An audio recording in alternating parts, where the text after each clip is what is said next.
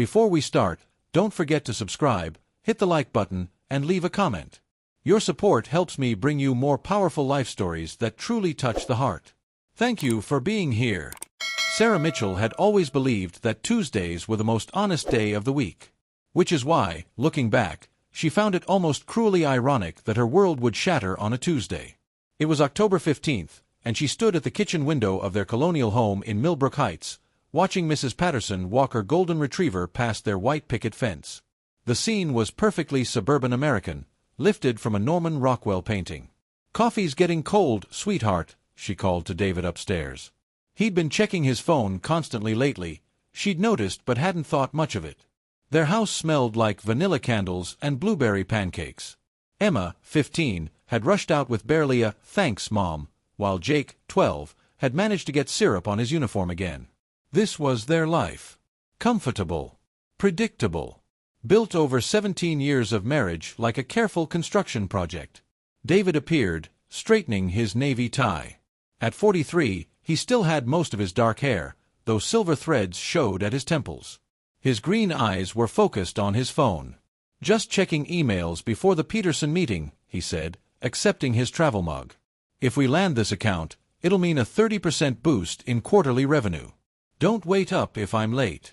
Might grab drinks with the team to celebrate." Sarah watched him go, then settled at the kitchen island with her laptop. As office manager for Dr. Henderson's dental practice, she could work from home 3 days a week. Around noon, she heated leftover chicken salad and scrolled through Facebook. A notification popped up. David had been tagged in a photo. The image loaded slowly. Giuseppe's restaurant, the night before. David and several colleagues around a table, wine glasses raised. And there, right next to him, was a woman Sarah had never seen before. Young, maybe late 20s, beautiful with long auburn hair. The woman was leaning toward David, her hand on his arm, laughing at something he'd said. Sarah clicked on the woman's name, Vanessa Chen, marketing coordinator at David's company. Something cold settled in Sarah's stomach. She tried to return to work but couldn't concentrate. The image lingered like a song stuck on repeat. David came home at 11:47. Sarah had been lying in bed, listening for his car. "How did the meeting go?" she asked when he slipped into bed. "Great. Really great. Peterson loved the presentation." "Where did you go for dinner?" "This little place downtown. Nothing fancy."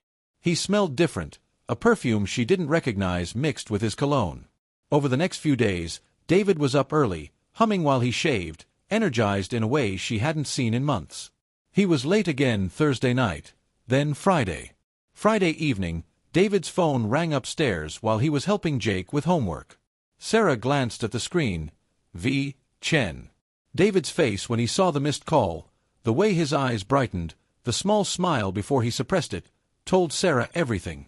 "Work call," he said, disappearing into his office. The call lasted 23 minutes. When David emerged, he looked energized. Happy. Saturday morning, David announced he had to work. "Peterson wants revisions by Monday," he said, already dressed up for a Saturday at the office. At 12:30, Sarah called his office. No answer.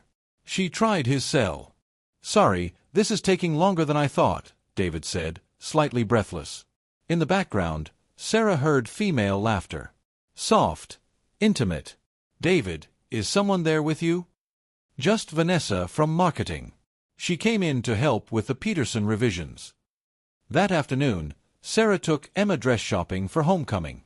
At the mall, Sarah saw them, David and Vanessa at a small table in the food court, heads bent close together. As Sarah watched, frozen, Vanessa reached across and touched David's hand. It wasn't professional. It was intimate, tender. David smiled at Vanessa. Not his tired smile for Sarah, but the smile full of joy she remembered from their early days together. "Mom, are you okay?" Emma's voice seemed far away. Sunday passed in surreal domesticity. David made pancakes, played with Jake, acted like the devoted father and husband while Sarah felt like a ghost in her own house. Monday morning, Sarah made a decision. She drove to David's office building and waited. At 10:20, David emerged with Vanessa. They walked to a cafe, holding hands, fingers intertwined like lovers. Sarah followed them to the Hampton Inn downtown.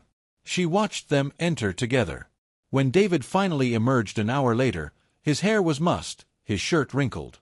Vanessa appeared minutes later, perfectly composed.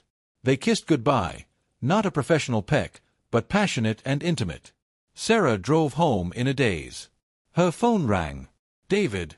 Hey, babe. I'm going to be late again tonight. This Peterson thing is really heating up. More lies. That evening, after the kids went to bed, Sarah confronted him. David, we need to talk. About where you really were today. I followed you. I saw you go into the Hampton Inn with Vanessa Chen. I saw you kiss her goodbye. David's face cycled through surprise, denial, and relief. How long? She asked. 3 months. Do you love her? The question hung between them.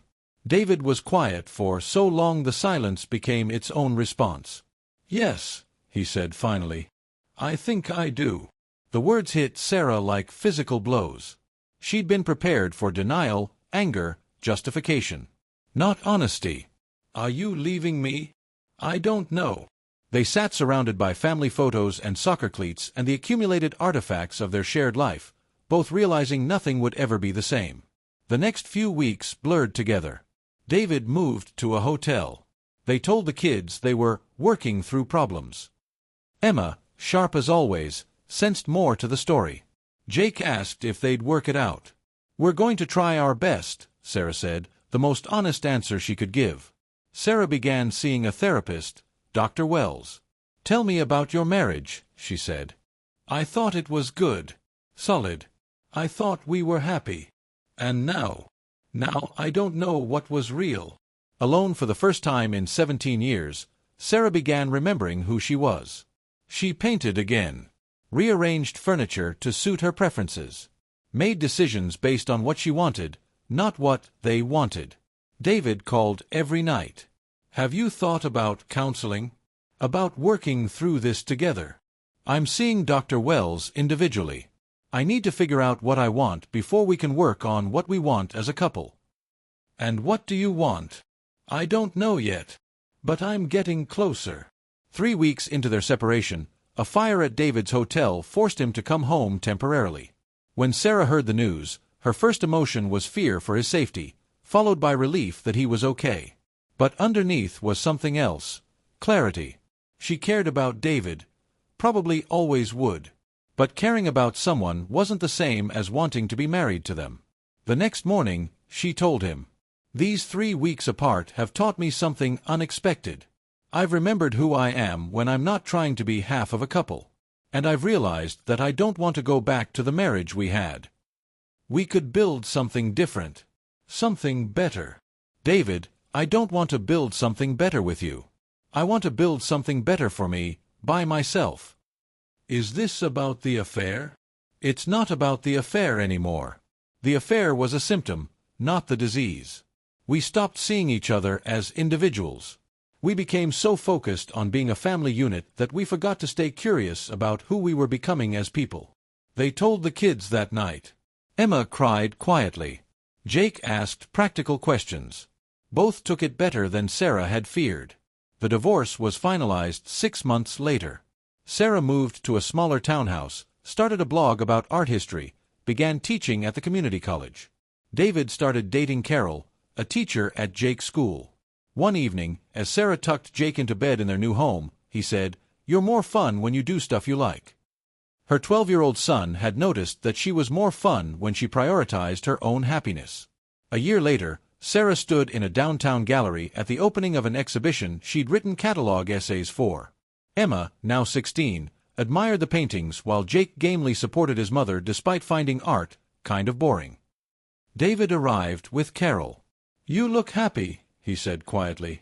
I am, Sarah replied, realizing it was completely true. You do too. I am. Strange, isn't it? How we're both happier apart than we were together. Not strange. Just honest. Driving home after the reception, Emma said, Mom, I want you to know I'm glad you got divorced. Sarah looked at her daughter in surprise. I was sad when it happened, but watching you these past months, You're so much more yourself now. I want to be like that when I grow up. Someone who knows what she wants and isn't afraid to go after it." "I want that too," Jake added from the back seat. "I want to be brave like Mom." That night, alone in her small office, Sarah worked on an article about women artists who had found their voices later in life. She thought about the woman she'd been 18 months ago, paralyzed by David's betrayal, uncertain about her own worth. That woman seemed like a stranger now. Not because Sarah had rejected her old self, but because she'd integrated the lessons of that difficult time into a stronger, more self-aware version of herself. The betrayal had been devastating, but it had also been liberating. It had forced her to examine her life and her assumptions about what she needed to be happy. As Sarah got ready for bed, she reflected on the choices that had led her here. Each had been difficult, but each had led her closer to the life she was living now, a life entirely her own, built on her own terms. She wasn't the same woman who had stood in her kitchen that Tuesday morning, believing her biggest problem was her husband's work stress. That woman had been afraid to trust her own perceptions, afraid to ask difficult questions. This woman wasn't afraid anymore. She was someone who painted on Sunday mornings, who said yes to professional opportunities that excited her, who was teaching her children that authenticity was more valuable than security. Outside her window, the October wind rustled through the trees. Change was the only constant, but that didn't have to be frightening. Change could be growth. Change could be the force that helped you discover who you really were. Sarah smiled in the darkness. Tomorrow would be another day in her authentic life, and she couldn't wait to see what it would bring.